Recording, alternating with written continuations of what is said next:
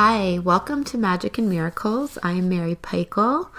I wanted to talk today about what we can do each day to stay connected and to stay in what I call the sacred flow, just to have a better day and a better experience.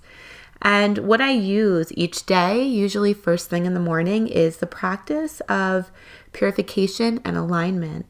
And I do this with prayer and meditation and sometimes journaling. And I'll check in throughout the day when I become aware that it's needed. So if I become aware that I'm angry or I'm stressing or I'm thinking too much or I'm just not feeling comfortable or certain, I'll go back in and I'll check in with whatever I've brought up in my practice during the day.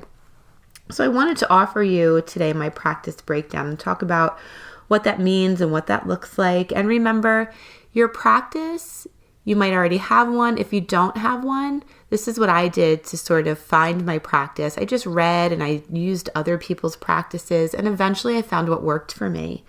So I wanted to offer you my practice today and what I do to stay in the sacred flow and find peace.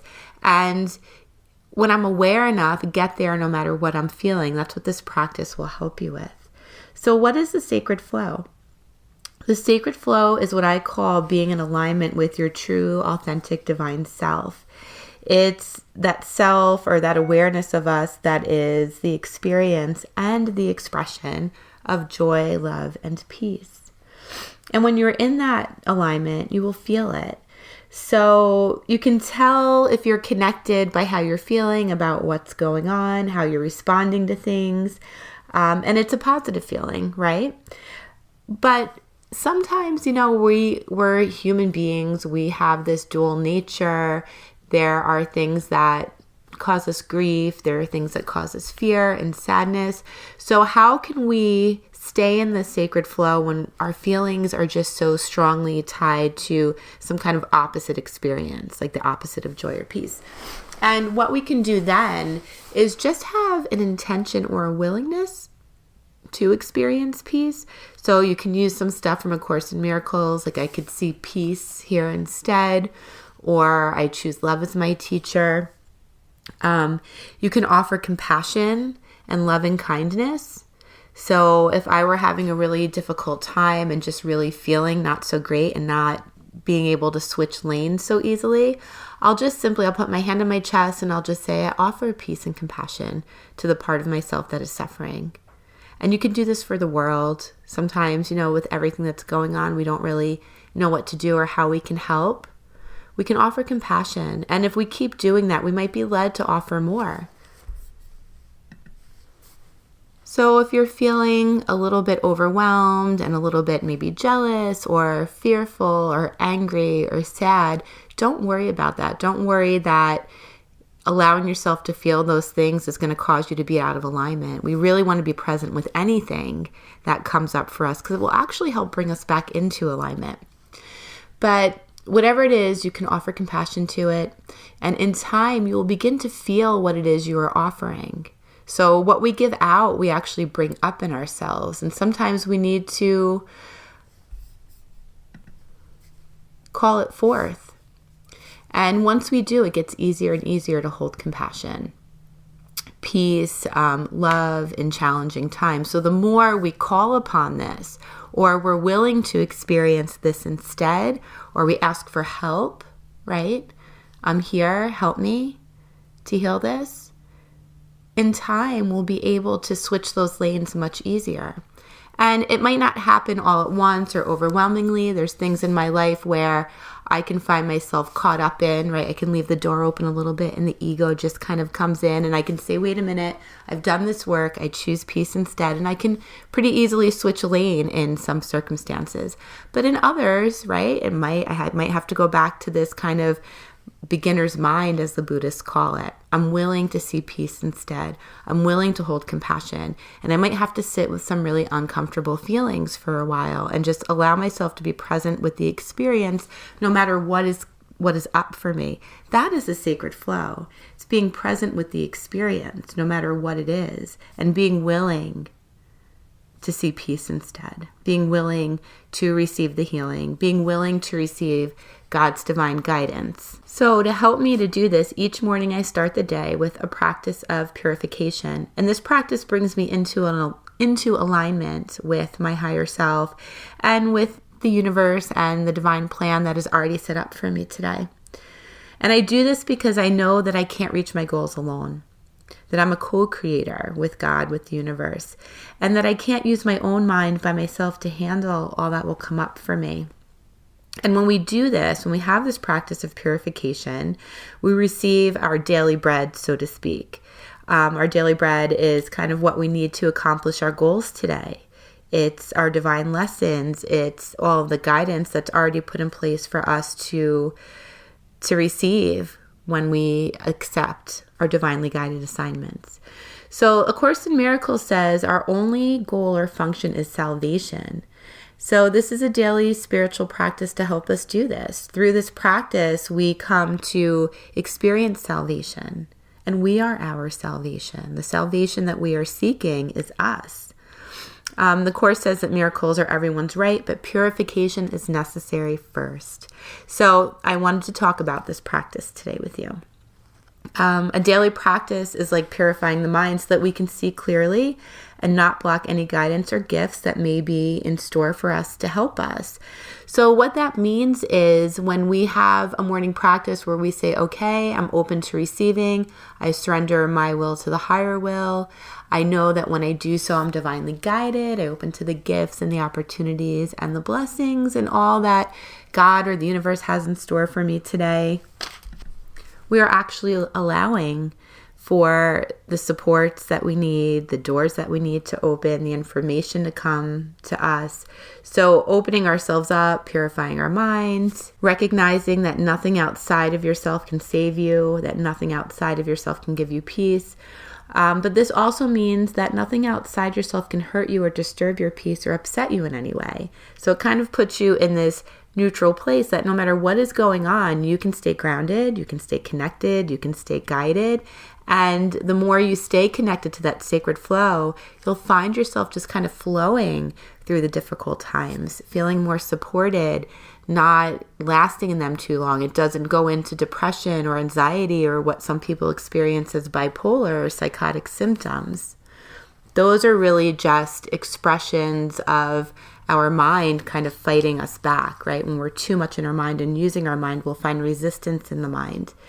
Remember, the ego is set up to want to seek peace and love, right? Just like our higher self, but it's also designed to never let us find it. And we can use the difficult stuff. Chogyam Trungpa, one of my favorite Buddhist Zen teachers, says, you don't go looking for people to abuse you, but if you happen to find them, use them. So we can use what happens to us during the day, even if it's not so great or not what we would have intended for ourselves. We can use it to walk the path even deeper. We can use it to strengthen our practice of presence, forgiveness, and ultimately it will deliver us more peace. So the very things that we experience in any given day that might feel negative or shook our path has really offered us an opportunity to ground us even further into our authentic self, if that is what we choose to do with it, if that's how we choose to see it. If we choose to surrender and ask for peace instead, or be willing to forgive even when we don't want to, these people, these situations, these internal experiences against peace can actually cause us to become more grounded in peace. And a daily practice of prayer and meditation will help you to be able to do this. And that's what I mean by, and the Course says, you don't do this alone. When you go into meditation and you surrender and you allow yourself to receive the universe and all that is set up for you in the day, and you pray and you ask, right? Get really real in your prayers and ask for deliverance, ask for that transcendence. And even if you don't believe it or feel it, just be willing to receive it. This practice will help you to be able to do what it is that you have set out in your intention to connect to the sacred flow. So a simple practice that you can use during the day when you become aware that maybe you're not connected with the sacred flow, or you are aware that you're experiencing some strife in a relationship or in a certain area of your life, instead of thinking about the problem and trying to use your mind to solve the problem, remember you want to be the co-creator, and the universe and God speaks in the language of love, right? When you go to, let's say, from my beginner's mind toolbox, there's lesson 32 from A Course in Miracles, I could see peace instead of this. It's one of the most beautiful, simple, and most powerful expressions that you could use. All you have to do is be willing, and the universe will come to your rescue. Even if you're not aware of it right away, you will it anyway. You just do it and do it and do it until it shows up. I remember when I first started using this lesson, I would practice it while driving. I used to get really triggered by road rage, and I wouldn't be physically aggressive, but I would get very emotional by others driving, and it would cause me anxiety, and I would go into stories, and I would feel internally rageful. And I didn't want to feel that way because I have to drive every day. And one day I had this idea that this is not good for me. It's not healthy for me physically. This is setting me up just to think more negatively about other areas in my life. So I started practicing this lesson around that. And I had to tailor it to start with willingness, because I couldn't be cut off on the highway and say, I choose peace instead. It wasn't working. I didn't feel it. I didn't believe it. So I started with the willingness. And what I would say is, I'm willing to see peace instead of this. And what this does is it opens you up for help from the universe to actually be able to see peace, to experience peace and feel peace, and eventually to offer peace to the people that piss you off. I know that sounds crazy, but it's a practice and you will get there. So the universe is full of help to us when we become willing. It was only a short time after this, with persistent willingness, that I began to become less triggered when I was driving. It happened pretty quickly. I would say maybe within 2 weeks, I was able to say I could choose peace instead of this. So it doesn't take a long time. I know in the beginning it feels so dense and the feelings are so strong in the opposite way, and it feels like you'll never get there. But in 2 weeks, and this was a lifelong thing for me the whole time I've been driving, I had a lot of anxiety, and that anxiety turned into kind of like this internal rage and fear. So 2 weeks, that's not a long time. I hope that inspires you if you need to hear that.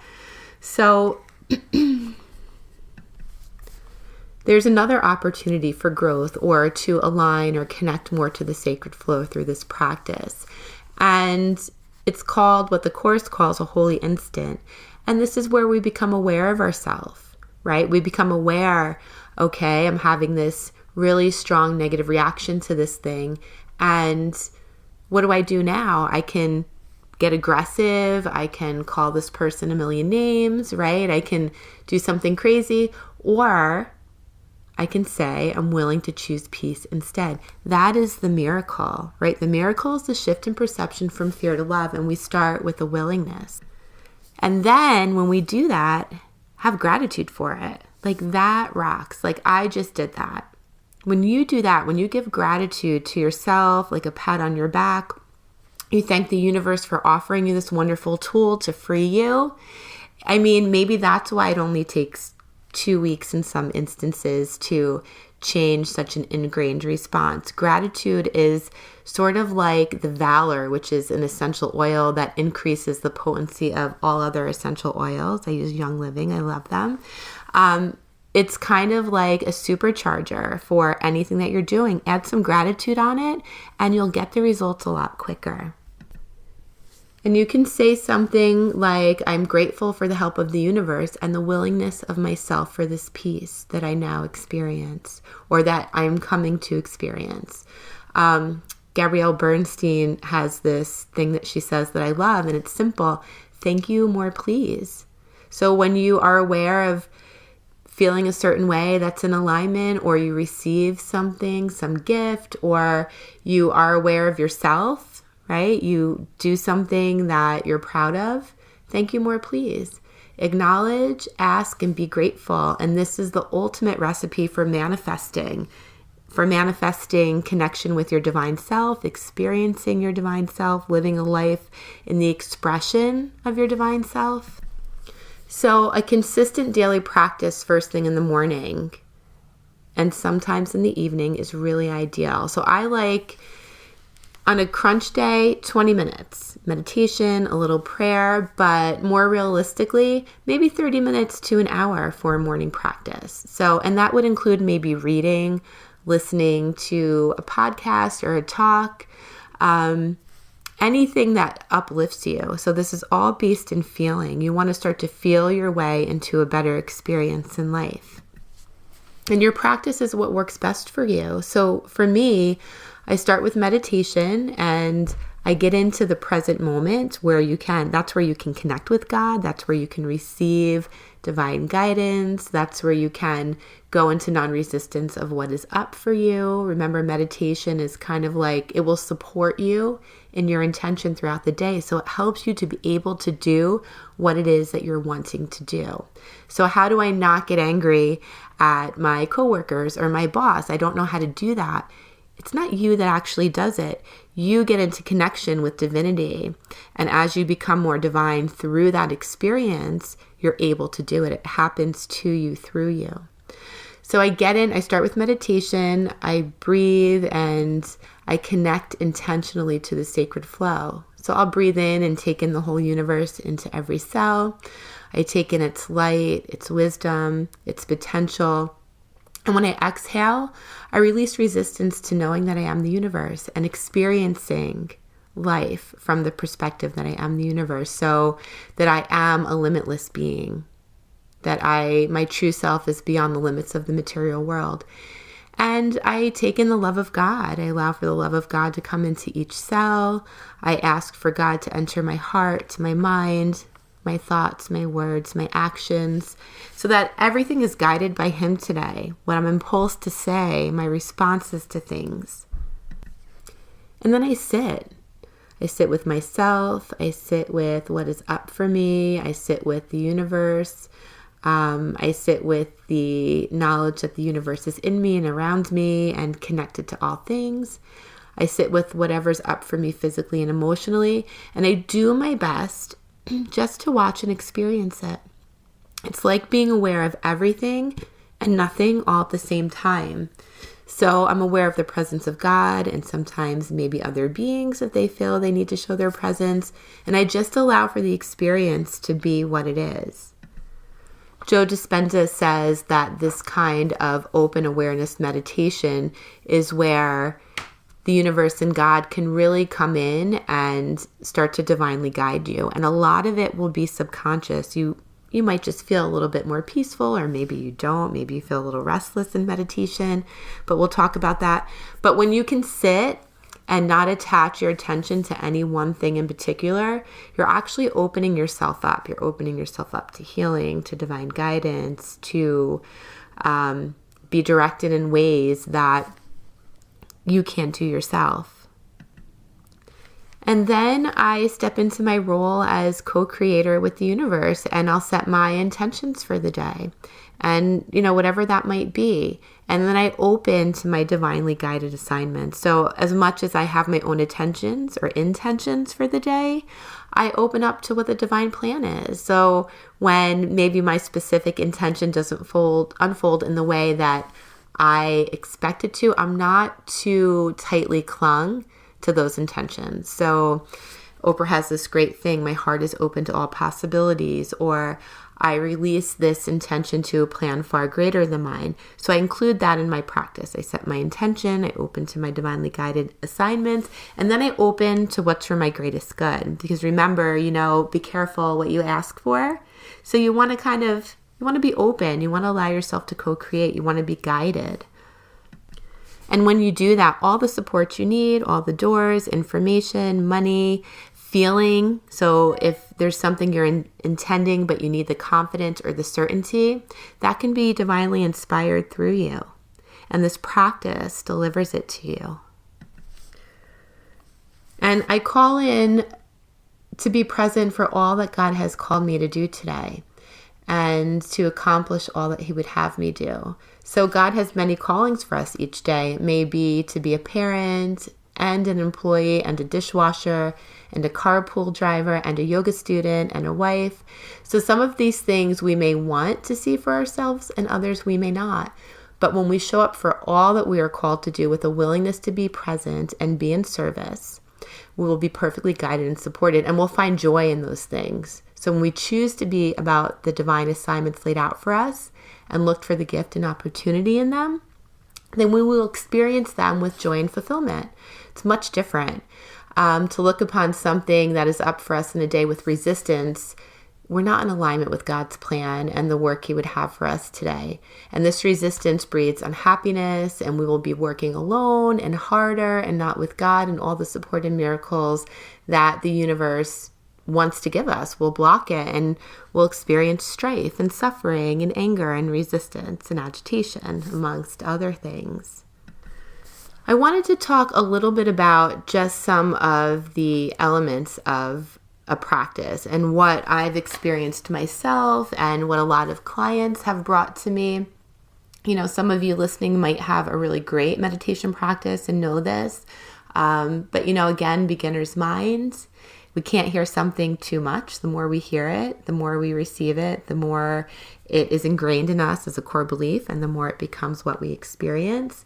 So what I hear the most from a lot of clients is I can't meditate, that they sit and they close their eyes and they become unfocused or irritated and they stop, right? So they subscribe to the belief that they can't. And another one I hear all the time, I'm too anxious to meditate. Like, this is who I am. I'm an anxious person. I have anxiety. It won't work for me. I won't be able to do that. I hear this so much. So if you're out there and you're kind of experiencing this, let's break that down a little bit for you. I want to support you and inspire you. Everybody can have a meditation practice. The first thing to understand when starting a meditation practice is what is getting in your way out there in life is going to show up immediately when you sit and close your eyes and you get quiet. And it's not showing up to show you or give you the message you're too anxious or you can't do it. It's showing up to show you what's getting in your way. So you can actually use it as good information. You don't have to see it as an adversary or an antagonist for you. You can see it as helpful. Like, great, my ego is showing me exactly what it uses, the stories it uses, the feelings it uses to get me out of alignment with my truth or disconnect me from the sacred flow. So if we begin to see it that way, it's not something that we have to resist or something we can judge it for anymore. And then usually what comes up after that is, okay, well, what do I do? What do I do with it? How do I get through it? And the answer is nothing. You become the observer of it. You observe, you experience, you watch. I love how Eckhart Tolle puts it. This is a quote from him. Be the silent watcher of your thoughts and behavior. You are beneath the thinker. You are the stillness beneath the mental noise. You are the love and joy beneath the pain. That is so beautiful, and it's so true. And that is your guide for meditation. You allow yourself to sit and watch and experience. And it doesn't mean you don't get caught up and have reactions. But again, you'll be offered that holy instant. So when you become aware that you're caught up and that you're having a reaction, you can choose. You have a choice. That's your free will. You can come back to breath. You can sit and watch and observe your reaction, right? So what we want to do, the goal is not, in this Western world, we think the goal is to get really silent and quiet and not have any thoughts. That is not what meditation is at all. Meditation is being able to receive and experience whatever comes up for you during meditation, but to do it with non-judgment. So if you become aware that you're judging, when you become aware, it's important what you choose. This is how you recondition your brain. It's not that you're doing it. You're going to do whatever it is that your condition is based on in the present moment. So if you're highly reactive, that's going to happen in meditation, and that's fine. But when we become aware that we're being reactive or that we're distracted or that we're in a story, what's going to start to change the core belief and change our experience and change how we feel is what we do when we're aware. We can say, forget this. I can't do it. I'm too anxious. And that's fine. But then we're going to go out there and have the same experience. If we see that we're caught up in meditation, like, wait a minute, for 5 minutes or 2 minutes or 40 seconds, I was caught up in this story. When the awareness comes in, what do you choose? You can simply choose a breath. Come back to presence. You can offer compassion. You can just experience it and watch it. You can offer a mantra or an intention. I'm willing to see peace instead of this. Anything that would be in alignment with the sacred flow, with your divinity, is going to help you to start to change this. And this was really helpful to me, and I get a lot of good feedback from my clients about this particular piece of information. But, your ego is designed to separate you. That's what it does. We come into this experience. We're no longer a spirit anymore, right? Remember, we are a soul. We have a body. So we come into this body. What keeps us separate is our ego. This ego construct allows us to have the experience of the self. And the ego's job is to keep us in this experience. So, of course, it's going to do its job. It's autonomic, right? It's like breathing. We're breathing even when we're not aware. But when we become aware of our breath, we can affect it. We can breathe a little deeper, a little slower. We can be present with our breath. We can do the same thing with ego. So we're not in control of the ego. So you can't say, I can't meditate, I think too much, I'm too negative, I'm too anxious. That's just your ego being your ego. It has nothing to do with you, really. What we can do is when we become aware of the ego, we can affect it. We can say, hey, that's my ego. I'm going to offer some compassion to my ego. I'm going to thank my ego for showing me what it is I need to see, showing me where I'm disconnecting from my truth. So the ego, is a horrible master, but a wonderful servant. So when we start to see it that way, we start to see ourselves a bit differently, and we can relax a little bit. And that makes our transition or our willingness or our experience in meditation much easier. The second piece of information, and this was given to me in a random yoga class by a yoga teacher, is you have no control over when you become aware. So you're not aware of the ego inserting itself, and you're not in control over when you become aware. So you can be in meditation and be thinking about something for like a minute or two, which is an eon in meditation, and you can say, suddenly you'll become aware. So it's not that it took you too long to become aware. That's beyond you. That is the gift of awareness and insight. Remember, it's once we become aware, that's when we have the power and we get to make the choice. That's the holy instant. We can choose that miracle. We can shift the perception. And meditation is cumulative. Every time we do this, it gets easier and easier. And what we're doing in meditation becomes our experience outside.